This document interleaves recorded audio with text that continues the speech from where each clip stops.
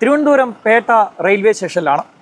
ഇവിടെ നിന്ന് കൗതുകകരമായ ഒരു വാർത്ത പറയാം. 20 വർഷങ്ങൾക്ക് ശേഷം മാതാപിതാക്കളെ കാണുന്നതിന് വേണ്ടി പോകാൻ ഒരുങ്ങുകയാണ് ഇവിടെ നിന്ന് ഒരു യുവതി. പൂനം എന്നാണ് പേര്. പൂനത്തിൻ്റെ മാതാപിതാക്കൾ UP-യിലാണ്. 20 വർഷങ്ങൾക്കിടെ ഒരിക്കൽ പോലും പൂനം അവരുടെ മാതാപിതാക്കളെ കാണുകയോ സംസാരിക്കുകയോ ചെയ്തിട്ടില്ല. അടുത്തിടെ പൂനത്തിൻ്റെ ഒരു സുഹൃത്താണ് മാതാപിതാക്കളെ കണ്ടെത്തി കൊടുത്തത്. വളരെ വ്യത്യസ്തമായ കഥയാണ് പൂനത്തിൻ്റേത്. UP-യിൽ നിന്നും കേരളത്തിലേക്ക് വഴിതെറ്റിയെത്തിയ പൂനം എന്ന യുവതിയുടെ വ്യത്യസ്തമായ ആ കഥയൊന്ന് കേട്ടു നോക്കാം. ഞാൻ R. ശ്യാംബാബു, ABC മലയാളം ന്യൂസിലേക്ക് സ്വാഗതം. കോഴിക്കോട് റെയിൽവേ സ്റ്റേഷനിൽ അലഞ്ഞു തിരിയുന്ന ഒരു ബാലികയെ റെയിൽവേ പോലീസ് ഭിക്ഷാടകരിൽ നിന്ന് മോചിപ്പിക്കുന്നു. വർഷം 2004. പൂനം എന്ന പേരും ഏതാനും ഹിന്ദി വാക്കുകളും മാത്രമറിയാവുന്ന ബാലികയെ പോലീസ് വെള്ളിമാടുകുന്ന് ചിൽഡ്രൻസ് ഹോമിൽ എത്തിച്ചു. അവിടെ നിന്നും കഴക്കൂട്ടം സ്വദേശികളായ ദമ്പതികൾ കുട്ടിയെ ഏറ്റെടുത്ത് മലയാളിയായി വളർത്തി. പെൺകുട്ടിയിൽ നിന്നും യുവതിയിലേക്കുള്ള മാറ്റത്തിനിടെ പൂനം എപ്പോഴോ മാതൃഭാഷ മറന്നു. സുഹൃത്തിനെ വിവാഹം കഴിച്ചെങ്കിലും അത് പരാജയപ്പെട്ടു. വിവാഹമോചനം നേടി തീർത്തും ഒറ്റപ്പെട്ട് കഴിയുമ്പോഴാണ് പൂനത്തിന്റെ ജീവിതത്തിലേക്ക് വീണ്ടും പ്രതീക്ഷയുടെ കിരണങ്ങൾ വിരിയുന്നത്. 2 പതിറ്റാണ്ട് മുമ്പ് പൂനത്തിന് നഷ്ടപ്പെട്ട മാതാപിതാക്കളെയും സഹോദരങ്ങളെയും സുഹൃത്ത് കണ്ടെത്തിയിരിക്കുന്നു. ഇന്ത്യ പര്യടനത്തിനിടെ പൂനത്തിന്റെ സുഹൃത്ത് മിനിയും ഭർത്താവും UP-യിലെ മധുരയിലാണ് പൂനത്തിന്റെ മാതാപിതാക്കളെ തിരഞ്ഞു കണ്ടെത്തിയത്. ഫോണിൽ വീഡിയോ കോൾ ചെയ്തെങ്കിലും പൂനത്തിന് അവരുടെ ഭാഷ മനസ്സിലാകുന്നില്ല. മറുപടി പറയാനും സാധിക്കുന്നില്ല. അപ്പോൾ ഇതാണ് പൂനം. പൂനത്തിന് 5 വയസ്സുള്ളപ്പോഴാണ് പൂനം ട്രെയിൻ കയറി അറിയാതെ കേരളത്തിലേക്ക് എത്തിയത്. അതിനുശേഷം മലയാളിയായിട്ടാണ് പൂനത്തിൻ്റെ ജീവിതം. ഇപ്പോൾ മലയാളമാണ് അറിയുന്നത്, ഹിന്ദി പൂനത്തിന് ഓർമ്മയില്ല. പൂനത്തിൻ്റെ വ്യത്യസ്തമായ കഥയെക്കുറിച്ചൊക്കെ ഞാനൊന്ന് ചോദിച്ച് മനസ്സിലാക്കാം. പൂനം ഓർമ്മയുണ്ടോ ഇവിടെ എത്തിയത് വല്ലോ? ഞാൻ ട്രെയിൻ മിസ്സായിട്ടാണ് കയറി വന്നത്. അപ്പോൾ എത്ര വയസ്സാണെന്ന് എനിക്ക് ഓർമ്മയില്ല. ട്രെയിനിൽ കളിച്ചുകൊണ്ടിരിക്കുമ്പോൾ ട്രെയിൻ സ്റ്റാർട്ടായി. അപ്പോൾ ഇറങ്ങാൻ പേടിയായിരുന്നു. അപ്പോൾ പല ട്രെയിനിൽ ഇങ്ങനെ മാറി കയറിയിട്ടുണ്ടായിരുന്നു. അപ്പോൾ അതിൻ്റെ ഇടയിൽ കുറേ ബർഗറുടെ കൂടെയൊക്കെ നടന്നിട്ടുണ്ടായിരുന്നു. അവിടെ നിന്നും പിന്നെ കിട്ടുന്ന പൈസയും ഫുഡൊക്കെ എനിക്ക് തരാതായി. അപ്പോൾ അവിടെ നിന്ന് രക്ഷപ്പെടാണ്ടി വേറൊരു അമ്മൂമ്മേനെ ഏറ്റെടുത്ത് നോക്കാനായിട്ട്. അപ്പോൾ അവിടെയും അവരെന്നെ കൊണ്ട് ജോലിയൊക്കെ ചെയ്യിപ്പിച്ച് ഫുഡൊന്നും തരാതായി. ഇപ്പോൾ അവരുടെ കയ്യിൽ നിന്ന് രക്ഷപ്പെടാൻ വേണ്ടി വേറെ ട്രെയിനിൽ കയറി. അങ്ങനെ പല ട്രെയിനിലും മാറി കയറിയിട്ടാണ്. ഈ ഭിക്ഷാടകരുടെ കയ്യിലോ മറ്റോ പിടിയൊക്കെ ചെയ്തോ? ഉണ്ടായിരുന്നു. അവരുടെ കയ്യിലൊക്കെ പെട്ടു. എന്നിട്ട് അപ്പോൾ കുറച്ച് ദിവസം അവരുടെ കൂടെ ഒക്കെ ഉണ്ടായിരുന്നു. അപ്പോൾ അവർ ഫുഡൊന്നും തരാതായപ്പോൾ അവരുടെ കയ്യിൽ നിന്ന് രക്ഷപ്പെട്ടിട്ടുണ്ടായിരുന്നു. അപ്പോൾ അതിനുശേഷം പിന്നെ ഒരു അമ്മച്ചി ഏറ്റെടുത്ത് അവർ വീട്ടിൽ കൊണ്ടുപോയപ്പോൾ അവരുടെ വീട്ടു ജോലിയെല്ലാം എന്നോണ്ട് ചെയ്യിപ്പിച്ചായിരുന്നു. അപ്പോൾ അവരുടെ കയ്യിൽ നിന്ന് രക്ഷപ്പെടാൻ വേണ്ടി വേറെ ട്രെയിനിൽ കയറിയായിരുന്നു. അങ്ങനെ പല ട്രെയിനിലും മാറി കയറിയിട്ടാണ് കോഴിക്കോട് വന്ന് പെട്ടത്. കോഴിക്കോടാണെന്ന് അറിഞ്ഞൂടായിരുന്നു. ഒരു ഓർമ്മ വെച്ച് കോഴിക്കോടാണ്. അപ്പോൾ അവിടുന്ന് പോലീസുകാരെന്നെ പിടിച്ച് 2 ദിവസം പോലീസ് നോക്കിയിട്ടുണ്ടായിരുന്നു. അപ്പോൾ അവരൊരു ആശ്രമത്തിൽ കൊണ്ടാക്കിയിട്ട് അവിടെ കൊച്ചു പിള്ളേരെ നിർത്താൻ പറ്റാത്തതുകൊണ്ട് വെള്ളിമാട് കുന്ന് ചിൽഡ്രൻസ് ഹോമിൽ കൊണ്ടാക്കിയായിരുന്നു. കോഴിക്കോട് വെള്ളിമാട് കുന്ന്. അപ്പോൾ അവിടെ 1 വർഷത്തോളം നിന്ന് പിന്നെ ഒരു പേരൻസ് തന്നെ ഫോസ്റ്റർ കെയർ ആയിട്ട് എടുത്ത് പിന്നെ അവരുടെ വീട്ടിലായിരുന്നു പഠിച്ചതൊക്കെ. പഠിച്ചു കഴിഞ്ഞ് 10ാം ക്ലാസ് വരെ പഠിച്ച് പിന്നെ കെട്ടിച്ചതിന് ശേഷം ITI പഠിച്ചിട്ടുണ്ടായിരുന്നു. ITI പഠിച്ചപ്പോൾ അപ്രൻറ്റീസായിട്ട് ജോലി കിട്ടിയിട്ടുണ്ടായിരുന്നു ട്രെയിനിങ് ആയിട്ട്. അപ്പോൾ അവിടെ വെച്ചാണ് ഞാൻ ഈ മിനി എന്ന് പറയുന്ന ഒരു ചേച്ചിനെ പരിചയം വരുന്നത്. അപ്പോൾ ഞാൻ എൻ്റെ കഥ ചേച്ചിയോട് പറഞ്ഞിട്ടുണ്ടായിരുന്നു. അപ്പോൾ ചേച്ചി എൻ്റെ ബർത്ത്ഡേക്ക് ഒരു ഗിഫ്റ്റ് തന്നപ്പോൾ ഞാൻ പറഞ്ഞു, ചേച്ചി എനിക്ക് ഈ ഗിഫ്റ്റ് അല്ല, എൻ്റെ അച്ഛനമ്മയെ കണ്ടുപിടിച്ച് തരാമോ, അതായിരിക്കും എൻ്റെ ജീവിതത്തിലെ ഏറ്റവും വലിയ ഗിഫ്റ്റ് എന്ന് പറഞ്ഞു. അപ്പോൾ ചേച്ചി എനിക്കൊരു വാക്ക് തന്നിട്ടുണ്ടായിരുന്നു, കണ്ടുപിടിച്ച് തരാമെന്ന്. അപ്പോൾ ഈ ഇടയ്ക്ക് പല പ്ലാനിങ്ങിലും എന്നെ കൊണ്ടുപോയി അന്വേഷിക്കാമെന്നാണ് പറഞ്ഞിരുന്നത്. അപ്പോൾ അവർക്കും ഫിനാൻഷ്യൽ പ്രോബ്ലം ഉള്ളതുകൊണ്ട് എന്നെ കൊണ്ടുപോകാൻ പറ്റിയില്ല. അപ്പോൾ ഇപ്പം അവർ ഓൾ ഇന്ത്യ ട്രിപ്പിനൊക്കെ പോയപ്പോൾ UP-യിൽ എത്തിയെന്ന് പറഞ്ഞിരുന്നു. അപ്പോൾ ഞാൻ എൻ്റെ ഓർമ്മയിലുള്ള കുറേ കാര്യങ്ങളൊക്കെ പറഞ്ഞു കൊടുത്തിട്ടുണ്ടായിരുന്നു. എൻ്റെ അച്ഛനമ്മയുടെ പേര്, എൻ്റെ അമ്മയ്ക്ക് എത്ര മക്കളുണ്ട്, വീട്ടിൻ്റെ അടുത്തുള്ള ക്ഷേത്രം, പിന്നെ മരം അതൊക്കെ പറഞ്ഞിട്ടുണ്ടായിരുന്നു. അപ്പോൾ ഞാൻ പറഞ്ഞ് കുറച്ച് ഡീറ്റെയിൽസ് വെച്ചാണ് അവർ കണ്ടുപിടിച്ചത്. പക്ഷെ 2 ദിവസം എനിക്ക് വേണ്ടി കുറേ കഷ്ടപ്പെട്ടായിരുന്നു. കിട്ടുമെന്ന് ഒട്ടും പ്രതീക്ഷയില്ലായിരുന്നു. പക്ഷെ ചേച്ചി കണ്ടുപിടിച്ച് തന്നു. എന്നാണ് കണ്ടുപിടിച്ച് തന്നത്? ഡേറ്റ് എനിക്ക് കൃത്യമായിട്ട് ഓർമ്മയില്ല. ഒരു മാസം ഈ കഴിഞ്ഞ ആഴ്ചയാണ്. അതിനുശേഷം ചേച്ചി എൻ്റെ അടുത്ത് പറഞ്ഞില്ല, കണ്ടുപിടിച്ച കാര്യമൊന്നും പറഞ്ഞില്ല. അപ്പോൾ തന്നെ വീട്ടിൽ ചേച്ചി ചെല്ലുന്നു, എന്നെ അപ്പോൾ തന്നെ വീഡിയോ കോൾ വിളിക്കുന്നു, സർപ്രൈസ് ആണെന്നൊക്കെ പറഞ്ഞിട്ടുണ്ടായിരുന്നു. അപ്പം ഞാൻ അമ്പലത്തിൽ നിൽക്കുകയായിരുന്നു. അപ്പോൾ ചേച്ചി വീഡിയോ കോളിങ്ങിന് വിളിച്ചിട്ട് എൻ്റെ അമ്മയെ കാണിച്ചു തന്നു. അപ്പോൾ ആ സമയത്ത് എൻ്റെ സന്തോഷം കരച്ചിലും ഞാൻ അപ്പം തന്നെ അറിയിച്ചായിരുന്നു അവിടെ വെച്ച് തന്നെ. അങ്ങനെയാണ്. പിന്നെ അമ്മയ്ക്കൊക്കെ ഓർമ്മയുണ്ടായിരുന്നോ പൂനത്തിനെ? എനിക്ക് കുഞ്ഞിലുള്ള മുഖം അല്ല, അമ്മയ്ക്ക് ഓർമ്മയുണ്ടായിരുന്നു?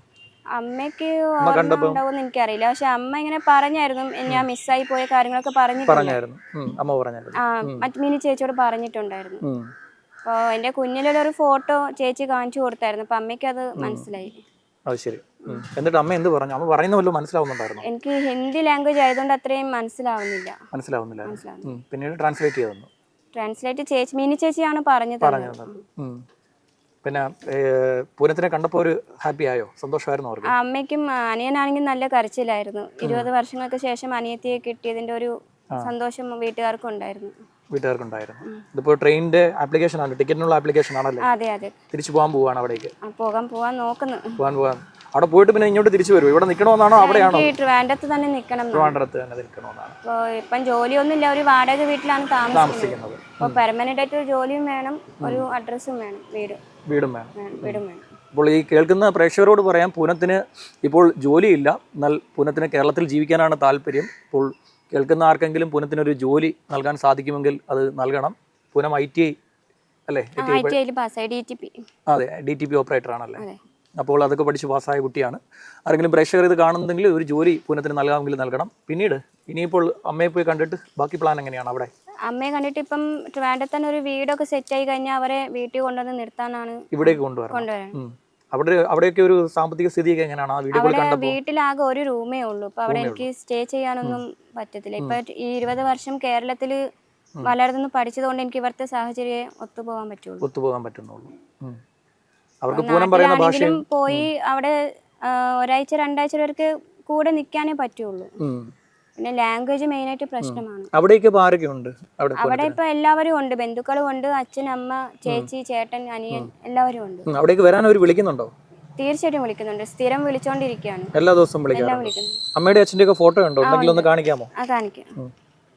അപ്പോൾ അമ്മയുടെയും അച്ഛൻ്റെയും ഒക്കെ ഫോട്ടോ ചിത്രങ്ങളൊക്കെ പൂനത്തിന് ലഭിച്ചിട്ടുണ്ട്. ഏതാണ്ട് ഒരാഴ്ചയ്ക്ക് മുമ്പ് മിനി എന്ന പൂനത്തിൻ്റെ സുഹൃത്താണ് ഈ UP പോയി പൂനത്തിൻ്റെ മാതാപിതാക്കളെ കണ്ടെത്തിയത്. UP മധുരയിലാണ് അവരുള്ളത്. അവർ പൂനത്തിനെ അങ്ങോട്ട് വിളിക്കുന്നു, അവരെ ഇങ്ങോട്ട് കൊണ്ടുവരാനാണ് പൂനം നോക്കുന്നത്. പൂനത്തിന് ഇവിടെ ജീവിക്കാനാണ് താല്പര്യമെന്നാണ് പൂനം പറയുന്നത്.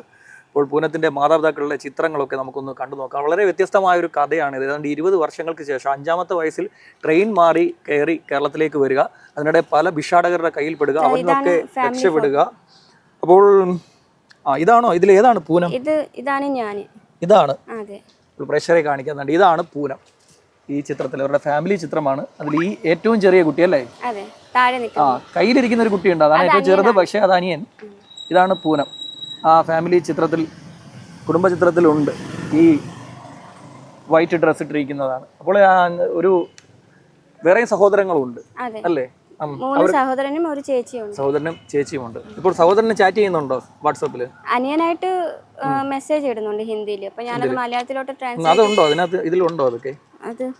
അനിയൻ സ്ഥിരം മെസ്സേജ് അയക്കുമെന്നാണ് പൂനം പറയുന്നത്. ഡെയിലി വീഡിയോ കോൾ ഒക്കെ ചെയ്യും. മൂത്ത ചേട്ടന്റെ നാത്തൂനുണ്ട്, ഡെയിലി വിളിക്കുന്നുണ്ട് അവരൊക്കെ. 20 വർഷം എന്ന് പറയുമ്പോൾ 2 പതിറ്റാണ്ടിലേറെയായി മാതാപിതാക്കളെ അതിനുശേഷമാണ് പൂനം കണ്ടെത്തിയിരിക്കുന്നത്.